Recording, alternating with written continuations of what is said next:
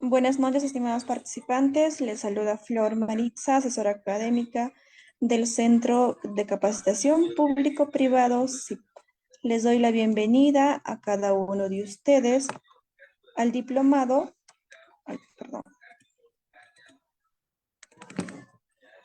Fluidoterapia en pequeños animales. El módulo que se va a desarrollar el día de hoy se titula Diferencia en hidratación de perros y gatos. La ponente a cargo el día de hoy es la doctora Ángela Parra González desde Colombia. Doctora, muy buenas noches. Antes de comenzar con la ponencia, les voy a dejar algunas recomendaciones. Por favor, mantener los micrófonos y videos apagados durante toda la ponencia, a menos que la doctora solicite su participación. Para los participantes que desean solicitar la clase grabada, material de estudio y la respectiva certificación, les voy a dejar los números en el chat. Cualquier duda o consulta que tengan, los va a responder la doctora al finalizar la ponencia. Les repito, por favor, mantener los micrófonos y videos apagados durante toda la ponencia, La información que existe la podemos sacar de Google. Doctora, buenas noches. Le doy pase a su ponencia.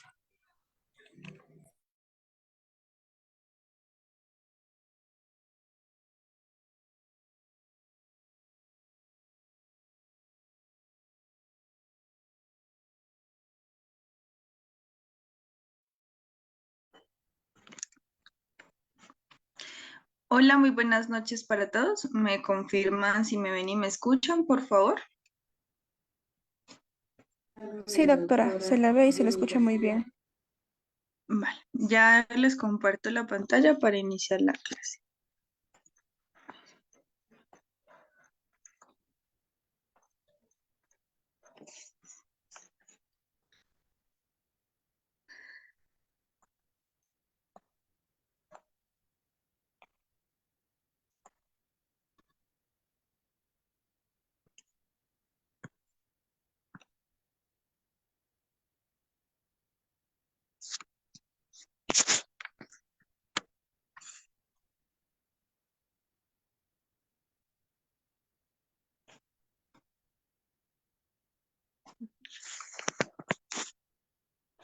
Bueno, entonces muy buenas noches para todos. Entonces, por favor, recordar los micrófonos apagados y por favor, con sus cámaras y al final pues de la clase les respondo a cualquier duda o inquietud que tengan respecto al tema mencionado. Entonces, hoy vamos a hablar sobre diferencia en hidratación tanto en caninos y en felinos. Vamos a tocar 5 ítems. El primero, pues, son los fundamentos de la hidratación, tanto en caninos como en felinos. El segundo son los requerimientos hídricos en gatos. El tercero, evaluación del estado de la hidratación. Cuarto, manejo de la deshidratación en perros y gatos. Y quinto, estrategias para fomentar la ingesta de agua en la parte de las mascotas.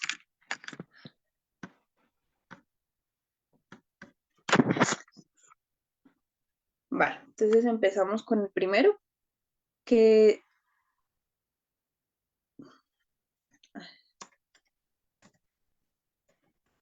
bueno, qué pena, ahí el título me quedó mal. El primero son los fundamentos de la hidratación.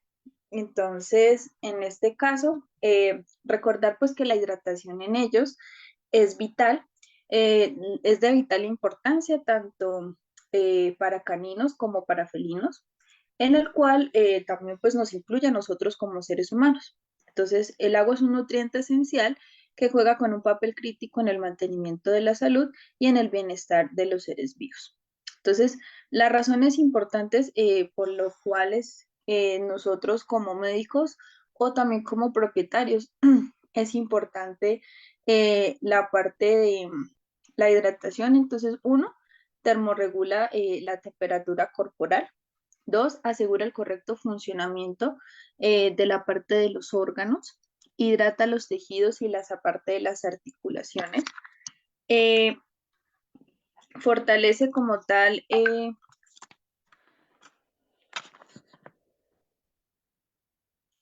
bueno, sí están viendo la diapositiva.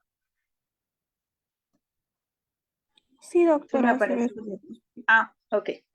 Bueno, entonces, bueno, entonces les comentaba que es importante esto, la hidratación en perros y en caninos, porque la regulación de la temperatura corporal. Entonces es importante mantenerla porque pues por ella la respiración y la inspiración en conjunto pues de ambas especies va a actuar en conjunto con la evaporación pues de agua a través pues de la parte bucal y de la piel, que es el órgano pues más grande del cuerpo y pues ayuda a mantener la termorregulación corporal para evitar el sobrecalentamiento y que eviten de pronto hipertermias. La segunda, pues, es el funcionamiento adecuado a nivel de cada uno de los órganos. Entonces, es importante porque los órganos que son de vital importancia en conjunto, pues, para que los pacientes consuman buena cantidad de agua y se hidraten, es para que funcione la parte cardíaca, la parte renal, la parte hepática y la parte pulmonar. Entonces, por ende, también contribuye a la eliminación de toxinas y de desechos a través de la orina y de la parte de la materia fecal. La hidratación de los tejidos y de la parte de las articulaciones.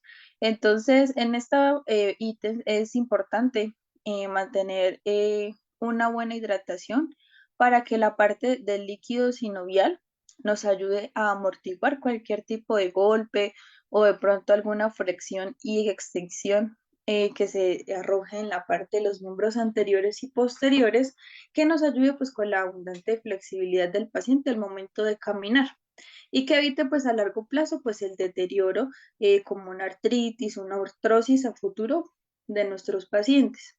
La digestión y la absorción de los nutrientes es importante en ellas porque pues nos ayuda a que a través del agua los alimentos tengan una buena motilidad intestinal en su sistema digestivo, en conjunto pues con la absorción de nutrientes a nivel también del torrente sanguíneo para que el paciente pues pueda eh, irrigar de forma correcta cualquier tipo de sistema.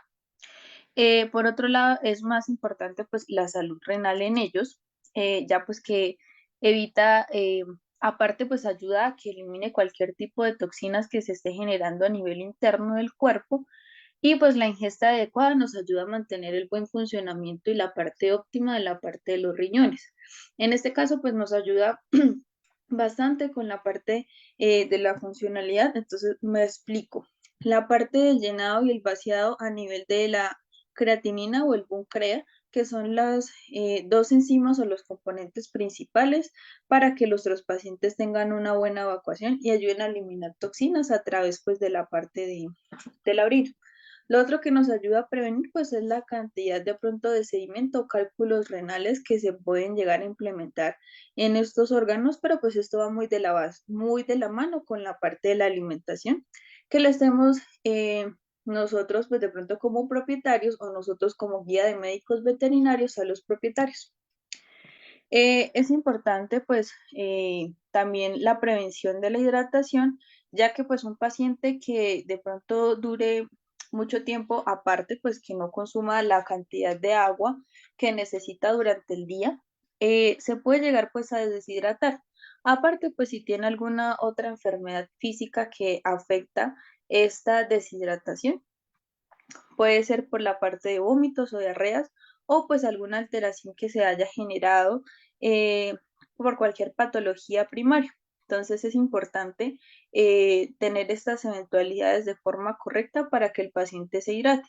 De igual manera, es muy diferente la hidratación endovenosa a la oral, ¿vale? La oral, como les digo, compone pues a la ayuda de todo esto, ¿sí? Que el paciente se mantenga y se sobreregule de forma natural. Pero la hidratación endovenosa pues es muy diferente, ya que pues con ella podemos solventar los gastos en conjunto con los iones de pérdidas que haya presentado el paciente, de sodio, de potasio o de pronto de alguno otro electrolito importante por la pérdida patológica que haya presentado mi paciente. Entonces, es importante tener en cuenta que una hidratación oral no va a ser la misma que endovenosa y tampoco va a tener de pronto las mismas características y evolución que quiero para mi paciente. Entonces, acá les tengo una imagen que es importante pues que nosotros tengamos en cuenta para explicar de forma correcta el funcionamiento de la hidratación. El total de líquido a nivel de sanguíneo, ¿sí? En este caso, en caninos es de 60%. El de felinos más que todo es de 40%. Pero este total, esto se va a evaluar en la siguiente tabla, como se muestra en la imagen. Entonces, la cantidad del peso corporal, entonces nos marca el total, en este pues me voy a enfocar en caninos, que sería el 60% de peso corporal de agua, en la cual se divide en dos porciones, una que es el 40% y otra que es el 20%. El primero, que es el 40%, va a ser esto, la cantidad de agua que hay a nivel intracelular, internamente. Esta parte intracelular contiene dos iones importantes, como lo son el potasio y el fósforo, que son iones más importantes a nivel del espacio intracelular. El otro 20% se divide en el líquido extracelular por fuera de la parte de la célula y esto contiene dos iones importantes que son el sodio y el cloro, que son iones que son más importantes a nivel de la parte extracelular. Aparte, ese 20% se divide en otras dos partes, que sería un 15 y un 5%, en el cual sería el espacio intersticial y el 5% sería el espacio intravascular. Entonces, en esta ocasión, en conjunto, como les comentaba de los iones, no los van a reemplazar la parte de hidratación oral. Entonces, por eso es importante la hidratación endovenosa para recuperar los iones tanto de potasio, fósforo, sodio y cloro. En ellos, pues nos ayuda a hidratar la célula internamente y externamente, ¿sí? La composición de estas soluciones no las va a traer el agua solamente a nivel endovenoso. Hay unos electrolitos que se pueden manejar de vía oral, pero no me van a actuar de la manera correcta en el tiempo que quiero para que mi paciente, por ende, pueda recuperar las pérdidas que haya presentado por X o Y patología. Entonces, es importante tener en cuenta y recalcar que la parte como tal de hidratación sanguínea se divide en esta porción y por ende necesito compensar cualquier tipo de patologías con, pues guiándome de la tabla.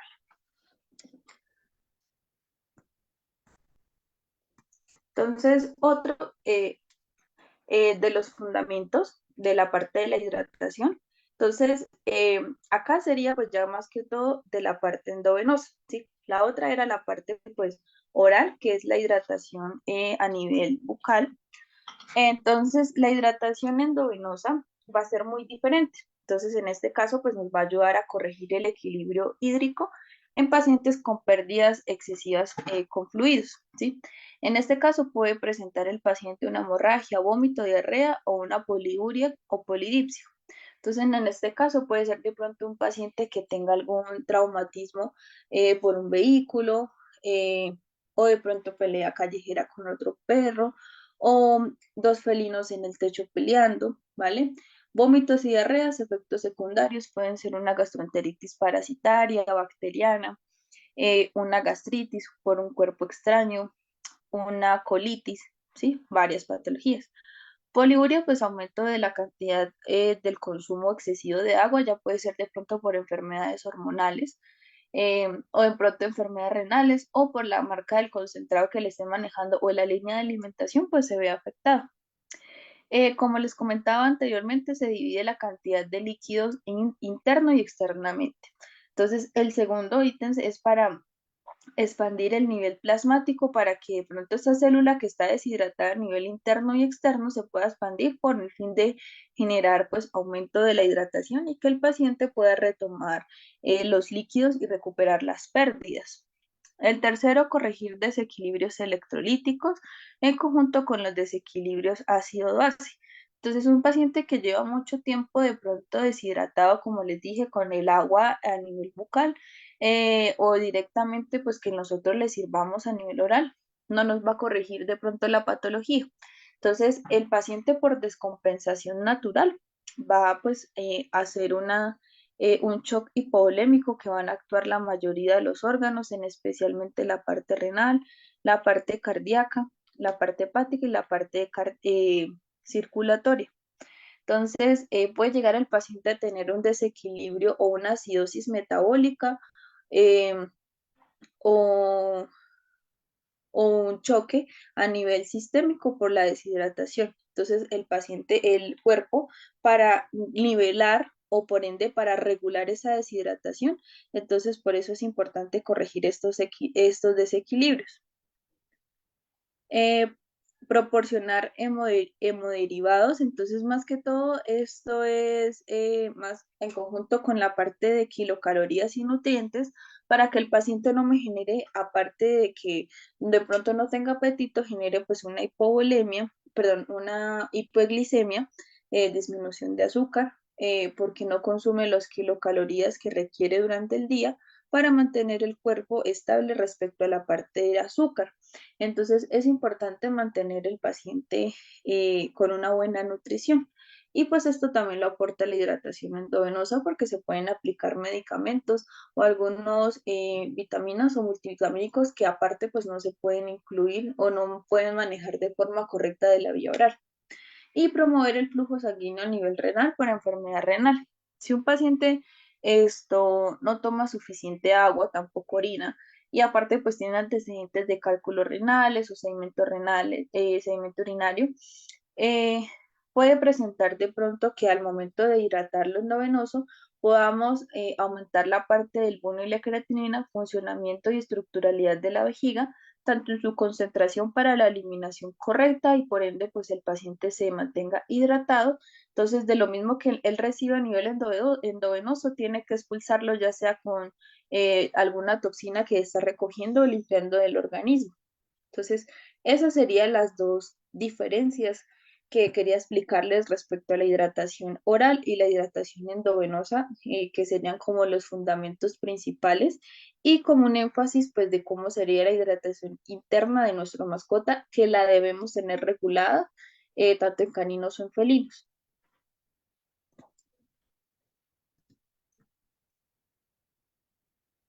El segundo ítem son los requerimientos hídricos en felinos. Entonces, acá pues les tengo primeramente pues un cuadro. Eh, un paciente felino necesita unos 50 ml de agua por kilo de peso. A, a- al, a máximo pues a los 3 kilos, ¿cierto?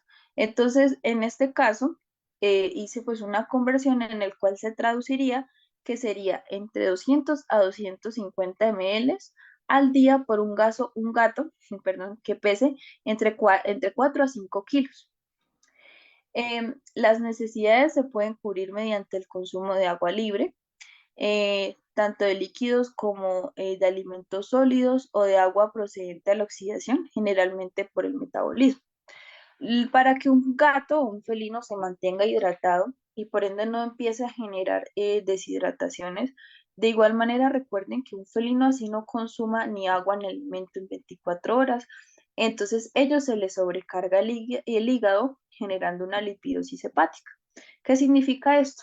Que las reservas que el paciente tiene, de pronto a nivel de la bolsa que es pendulante, a nivel del estómago, empieza a cubrir las kilocalorías y por ende la parte del hígado se convierte en un hígado más graso por el transporte de esas grasas que son de reserva y por ende, pues el paciente me pueda generar vómitos, se torna totalmente amarilla la parte de las mucosas, tanto de la parte de la mucosa oral, la mucosa de la piel o la mucosa conjuntival. Por la carga de urea que el paciente presenta por el fallo a nivel de la grasa, que presenta estos pacientes que no consumen agua o comida durante 24 horas. Por eso es importante que los felinos todo el tiempo pues estén consumiendo la cantidad de líquidos necesarios. En este caso pues les pongo el ejemplo entre 200 a 250 ml por el peso. Eh, durante el día, pues para poder mantener el equilibrio hídrico y a nivel interno, la parte del sodio, el potasio, el cloro y y el fósforo de forma correcta y que no haya pues de pronto un desequilibrio electrolítico a futuro. Entonces, normalmente pues los gatos domésticos poseen características fisiológicas pues, que pueden contribuir al el equilibrio hídrico. Entonces, normalmente el gato tolera bien respecto a otras especies de gran pérdida de agua, hasta el 20% del peso corporal. Entonces, como les venía diciendo, si un paciente no consume tanto agua como concentrado o comida, entonces él va a gastar sus reservas de la pérdida en el cual pues el paciente para generar de pronto que no me entre en un shock o en una hipovolemia sistémica y que el paciente se pueda mantener. Por otro lado, el gato tiene la capacidad de concentrar mucha orina. Normalmente, pues ellos, por naturaleza o por etiología, perdón, ellos pues hacen en areneros. Entonces, si de pronto no hay areneros, entonces tiene la capacidad pues de aguantar la orina hasta aplicarlo en algunos pacientes, no en todos. Digamos más que todo en hospitalización, si los pacientes no se les pone arena, hasta que el paciente, digamos, ya diga no me aguanto, entonces él realiza pues la micción correcta. Pero por lo general ellos tienen la capacidad de concentrar mucha orina sin necesidad de todo el tiempo estar marcando territorio como lo hacen los caninos. Entonces, en este caso, pues ellos hacen esa concentración de fluidos con el fin de que si hay una pérdida, pues se pueda como compensar, pero por ende, pues le va a generar un daño sistémico aparte con toda la alteración. Por otro lado, es importante el tipo de alimentación que se le administre a nuestros mascotas. Entonces, normalmente pues hay algunos pacientes que están acostumbrados a que solo hay alimentación con sal o que solamente pues son los bocaditos que quedan del almuerzo o que son concentrados económicos que tienen gran cantidad de sal y que por ende pues perjudica la parte renal.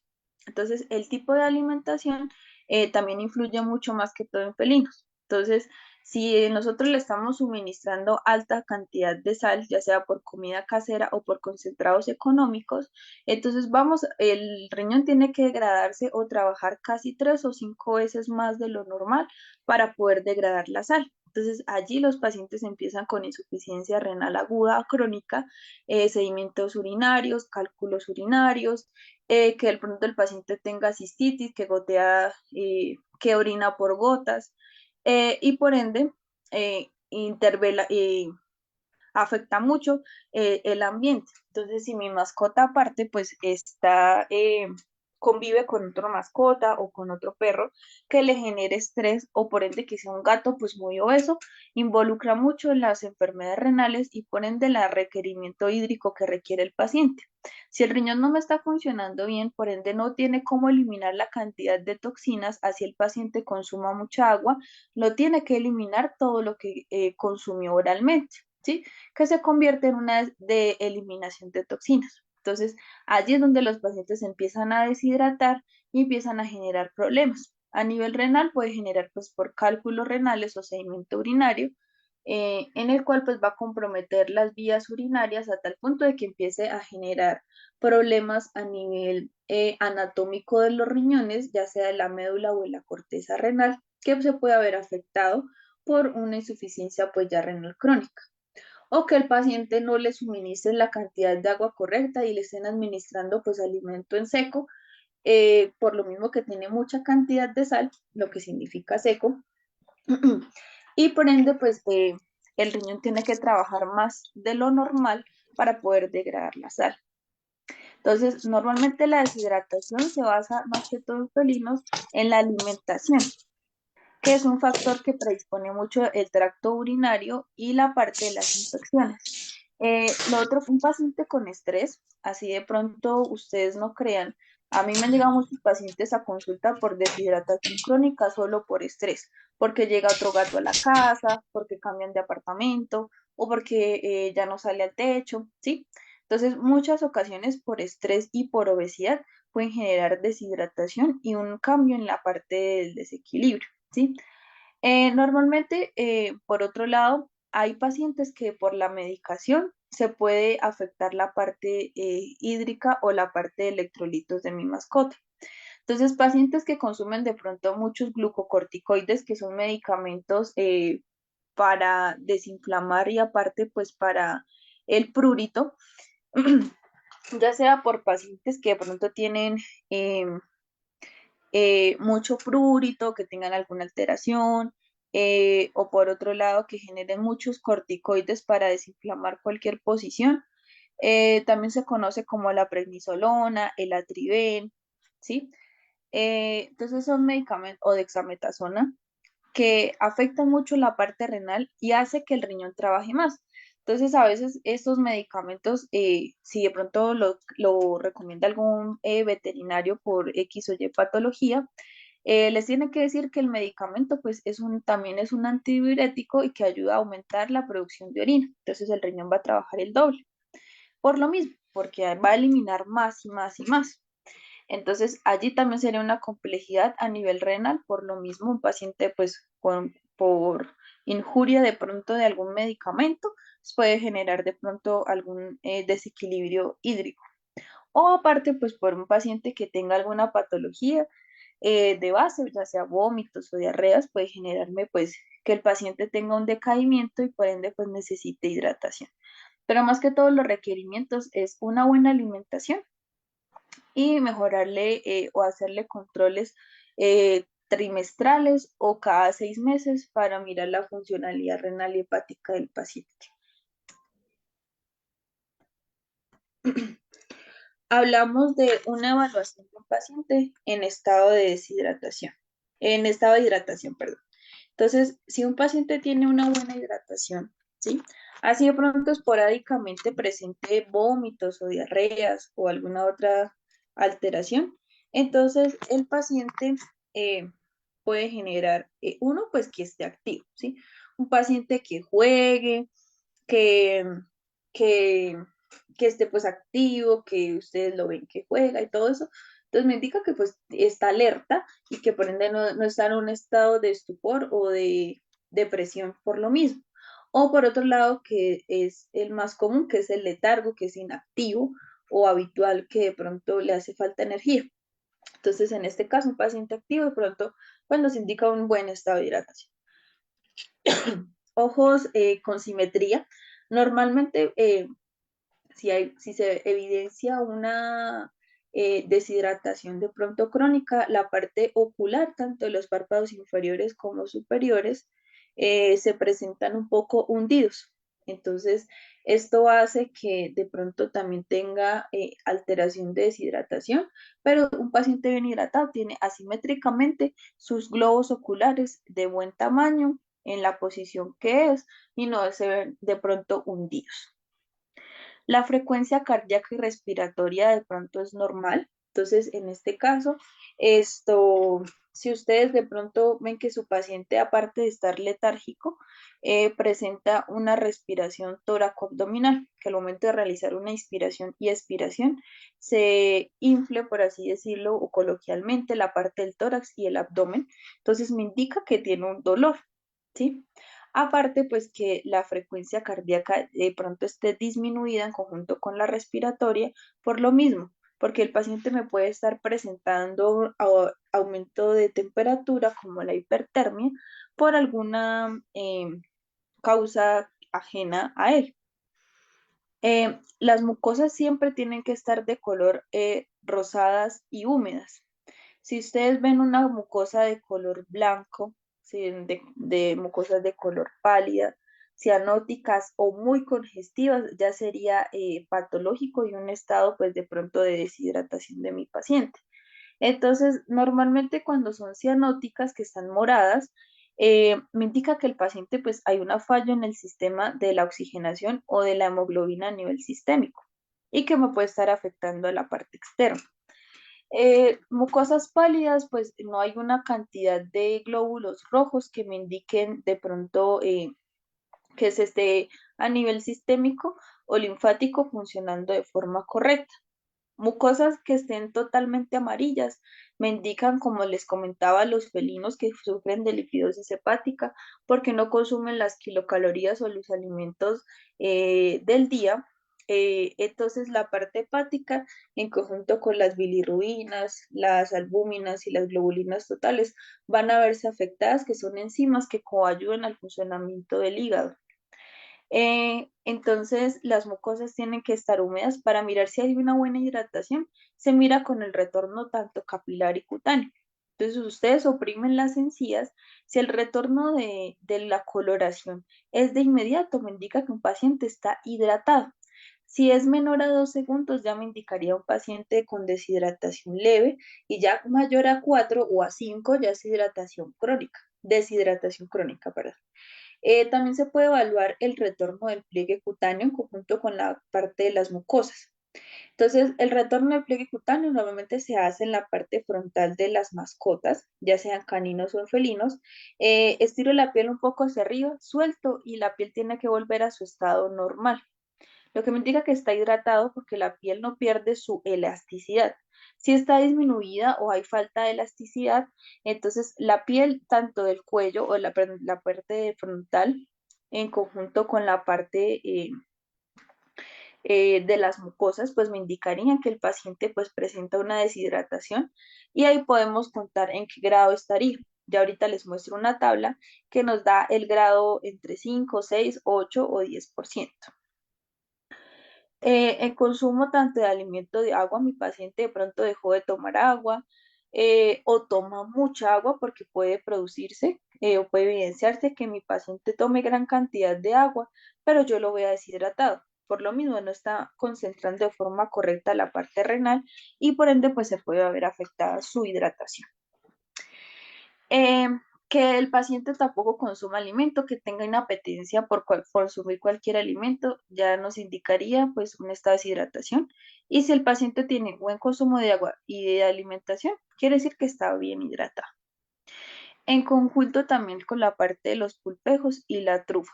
Entonces, si ustedes ven que la parte de la trufa, como se evidencia en la foto o en la imagen, es una trufa que de pronto está cuarteada, seca, irritada, el paciente está deshidratado. Si la trufa está de una coloración líquida, está húmeda, está totalmente lisa, no tiene grietas, en la parte de los pulpejos lo mismo, así sea pues de pronto por el constante caminar, de pronto tiene de pronto irritación, pero no está cuarteada ni seca. Entonces puede ser que el paciente pues esté hidratado. Si estas dos cosas se ven afectadas, pues el paciente puede generar pues una hidratación, ya sea de pronto aguda o inicial a crónica.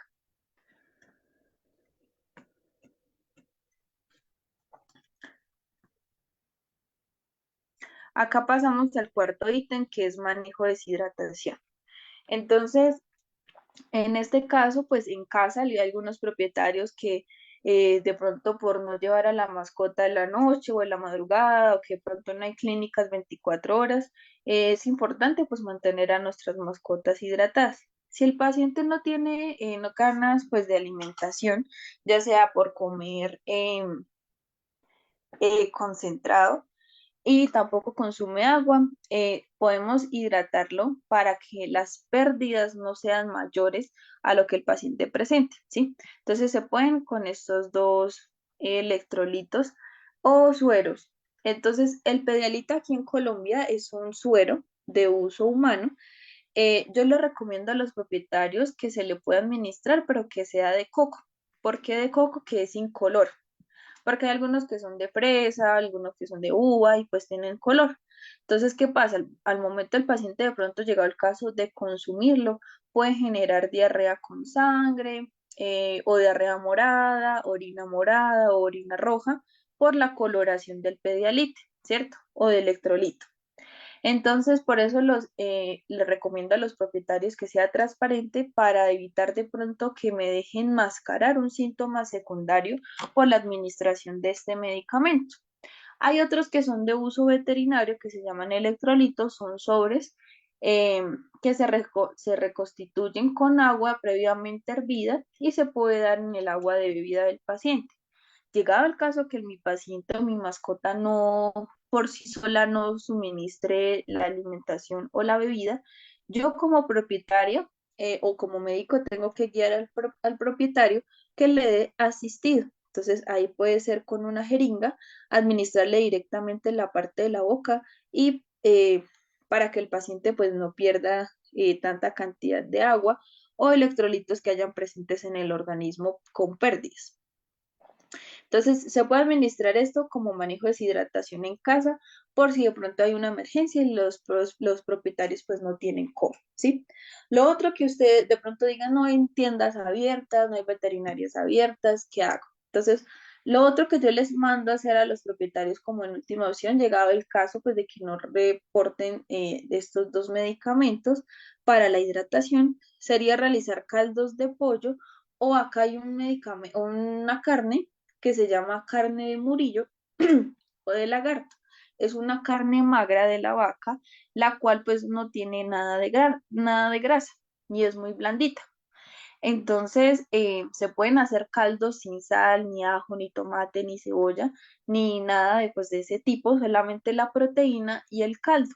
Hasta que esté en cocción, pues ella va a soltar la sustancia de la proteína y por ende se licúa, ¿vale? Después de que esté a temperatura ambiente, se licúa la proteína con el agüita de la cual previamente se hirvió y se le suministra de forma asistida, con el fin de lo mismo de no perder de pronto las kilocalorías del paciente por deshidratación severa por el día.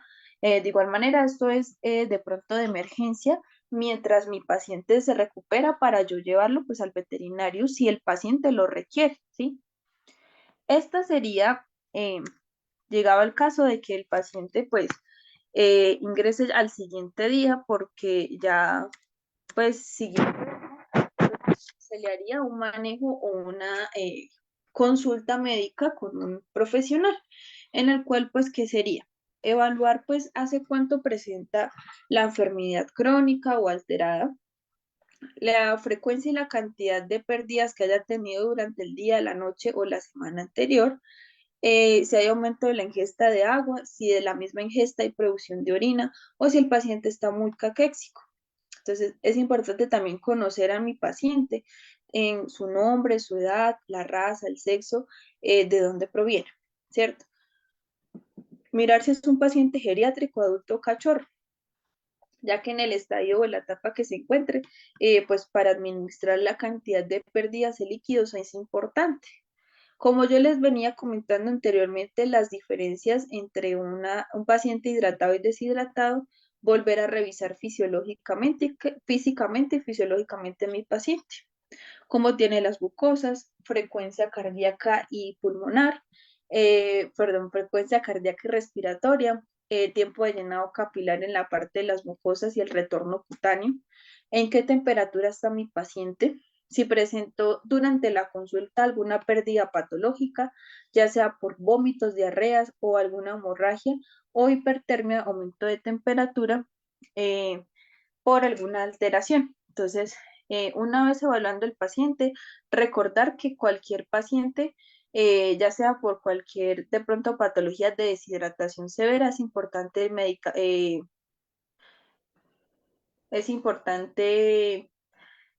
sacar exámenes sanguíneos para evaluar cómo está sistémicamente.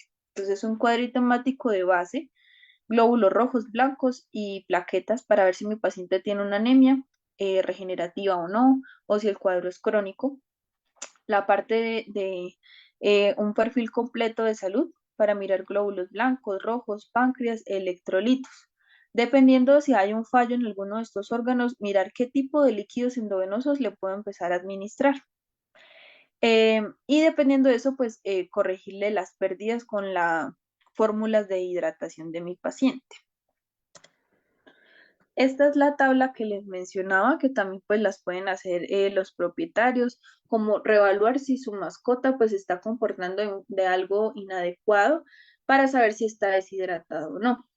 Entonces, un 4% es un paciente que de pronto tiene ausencia de hallazgos clínicos y físicos, me refiero a que no tenga vómito ni diarrea, sino que de pronto por hidratación que no haya consumido de pronto eh, líquidos o concentrados durante el día, esto se puede de pronto regenerar, ¿vale? Si es una deshidratación entre un 4 a 6%, entonces el paciente ya empezaría a generar ¿qué? Mucosas a nivel, membranas mucosas a nivel bucal un poco secas. No, el paciente no tiene jadeo ni aumento de la frecuencia cardíaca y tiene una ligera pérdida de la elasticidad a nivel de la piel. ¿Vale? Si están en un 6 a un 8%, entonces puede tener un retraso ligero a moderado del retorno del pliegue cutáneo y el retorno de las mucosas a nivel bucal. Puede generar una ligera taquicardia y la parte del pulso va a aumentar un poco o puede estar normal. El tiempo de llenado capilar y cutáneo debe ser de pronto mayor a 3 segundos, que ya me indicarían ese tipo de deshidratación. Si ya hablamos de una deshidratación entre un 10 a un 12%, entonces ya sería un retraso de moderado a marcado con la retracción del pliegue cutáneo. el tiempo de llenado capilar es de más de 4 segundos, las mucosas se van a tornar secas, pueden ser pálidas, como les había comentado, pueden ser pálidas, cianóticas o congestivas, que serían ya algo patológico. Lengua cuarteada en conjunto con la parte de la trufa y los pulpejos, y puede esto generar inicios de shock en el momento, ya que en esta deshidratación del 12% el cuadro ya puede ser crónico. Si un paciente se deja deshidratar más de esto, puede llegarte a convulsionar porque puede generar un shock hipovolémico para compensar en conjunto con los otros órganos y estabilizarse el paciente por sí solo. Si es mayor al 12%, puede generar un retraso marcado en el pliegue cutáneo, puede generar, aquí ya puede presentar los shock que yo les había comentado, que puede ser hipovolémico. Presenta una taquicardia, pero su pulso puede ser débil y dificultad para respirar.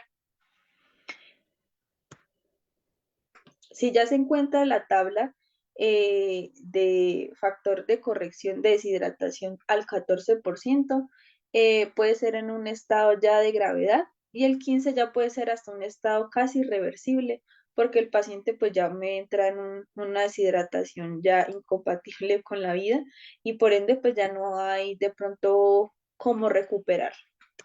Entonces, esta sería la tabla que podemos manejar para nosotros guiarnos o evaluar un paciente que está hidratado o deshidratado, y llegado el caso esté deshidratado, qué porcentaje de deshidratación le puedo manejar respecto a lo que él me está presentando físicamente.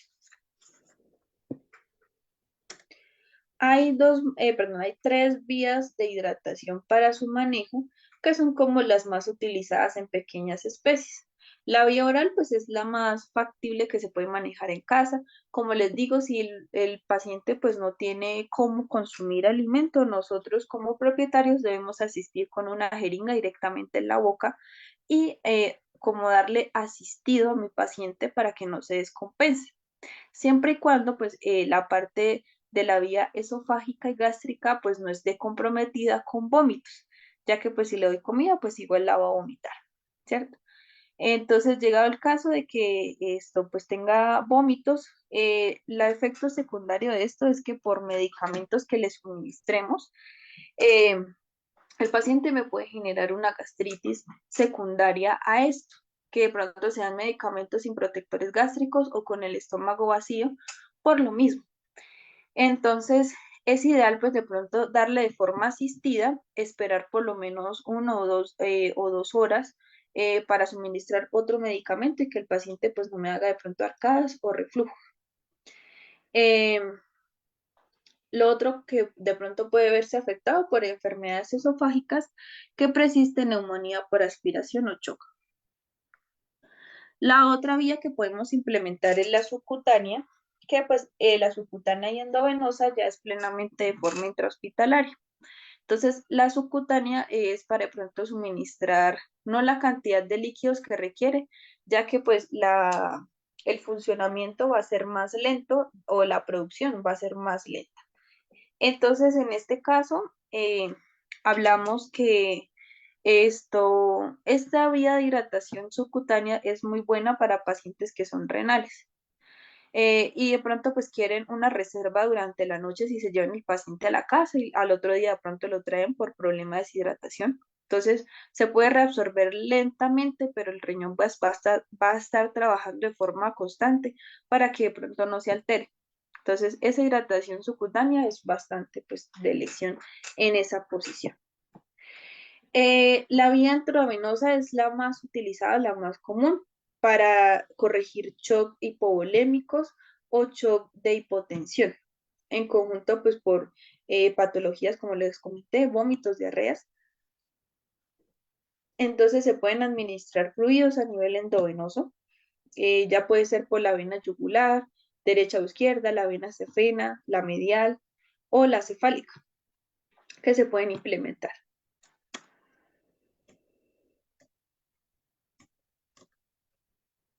Eh, Y esto, por el último ítem, que son estrategias para fomentar la ingesta de agua en mascotas, normalmente pues depende de varios factores. Entonces, uno puede ser la procedencia de mi mascota. Entonces, si la mascota de pronto viene de clima caliente, lo ideal es que al momento de suministrar el agua, pues no esté caliente o tibio. Entonces, poner agua fresca que de pronto se puede mantener de pronto con cubitos de hielo para que sea fresca y más que todo en felinos que les gusta todo fresco y se puedan hidratar de forma correcta.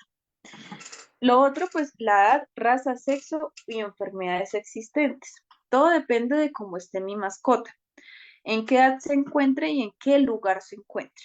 Si de pronto tiene una enfermedad anterior, normalmente pues en caninos y en felinos la más común que les he mencionado durante toda la ponencia es enfermedad renal. Si mi paciente presenta enfermedades renales, pues es importante tener agua fresca durante todo el tiempo y más si son de clima caliente. La condición de lugar y residencia, de libertad de movimiento, convivencia con otras mascotas. Normalmente, pues esto depende también de qué. Les comentaba que me han llegado casos de estrés por felinos, por nuevos integrantes de la casa.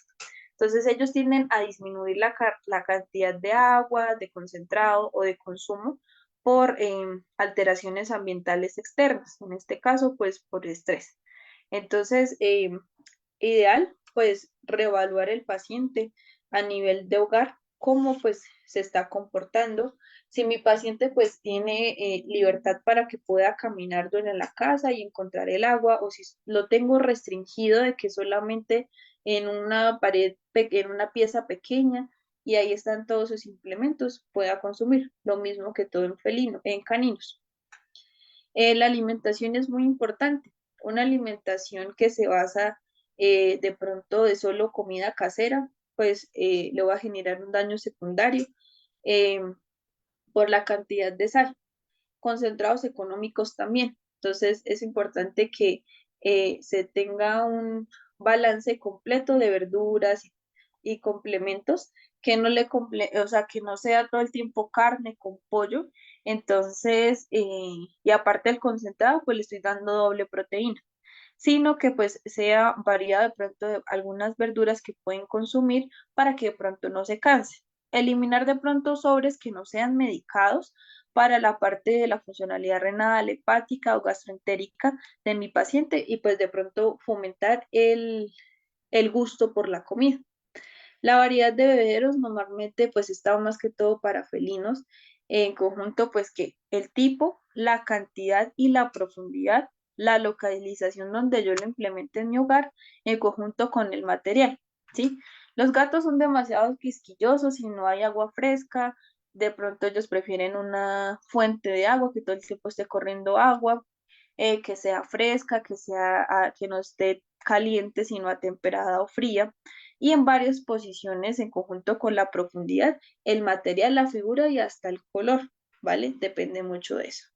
El comportamiento de la ingesta de agua, observando las preferencias, entonces evaluar si le gusta más que todo en ese lugar tomar agua, que no le pegue mucho sol al agua, si el paciente pues sale al patio o algún otro tipo de alteración.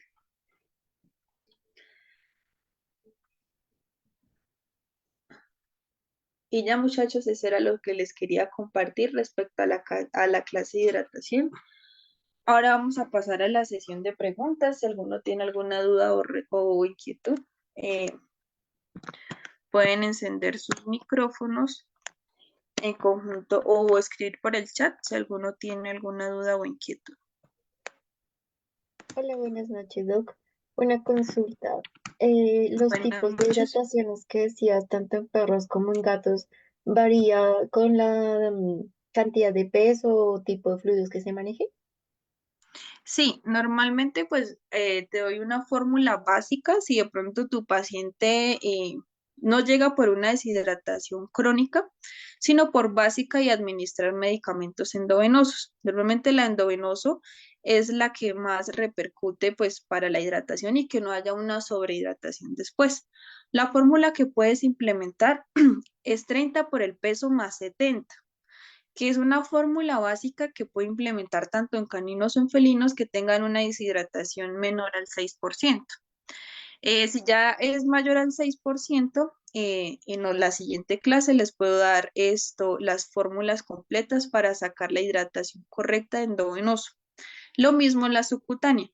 La subcutánea normalmente es la misma que te da a nivel endovenoso, pero en diferentes punciones durante toda la parte dorsal. Máxima líquidos que podemos implementar en la parte por punción a nivel de felino canino puede ser solo 50 ml por cada punción. Y a nivel oral, como les digo, pues esa no es tanta repercusión porque pues esa se va a eliminar de pronto mucho más lento, o de pronto pues no va a requerir lo mismo, lo que va a hacer pues va a producir vómito. Pero como tal el cálculo sería de lo que te digo lo que te dije anteriormente. Ah, listo. Sí, te agradezco que me pases el material que nombraste. Gracias. Ok.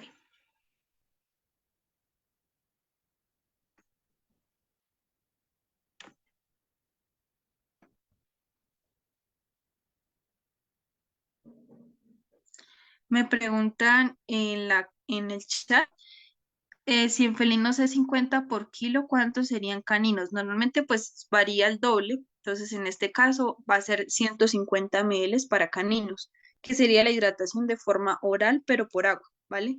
Por agua de consumo, no por a nivel endovenoso, porque endovenoso esto ya sería pues la otra fórmula que más adelante les comentaré.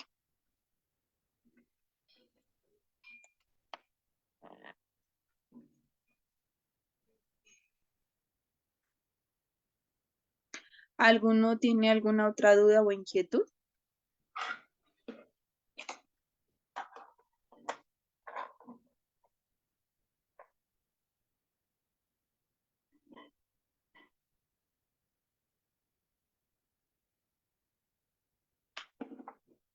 Bueno, de igual manera recuerden que el material yo se lo comparto con mi asesora para que ustedes lo tengan y lo puedan poner en práctica, más que todo pues la tabla de deshidratación que es importante en conjunto con los tips.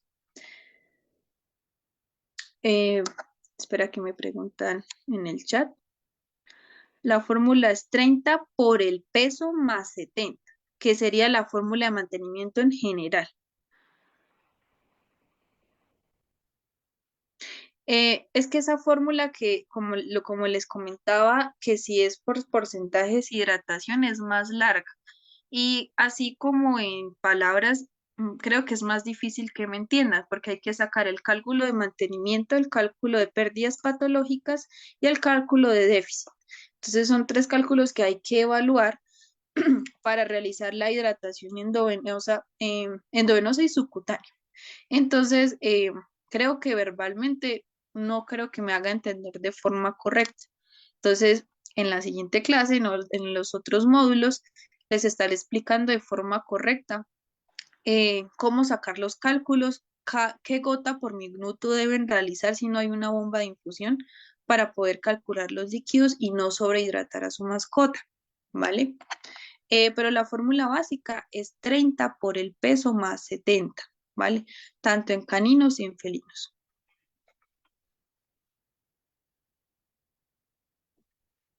Claro, la clase, también queda grabada en conjunto pues con el material que yo se los comparto con mi asesora y también ella se encarga pues de suministrarle los certificados. Entonces, espero pues tengan una feliz noche, espero verlos también en otra oportunidad. Un saludo desde Colombia y que tengan feliz noche, ¿vale? Gracias, feliz noche, Doc.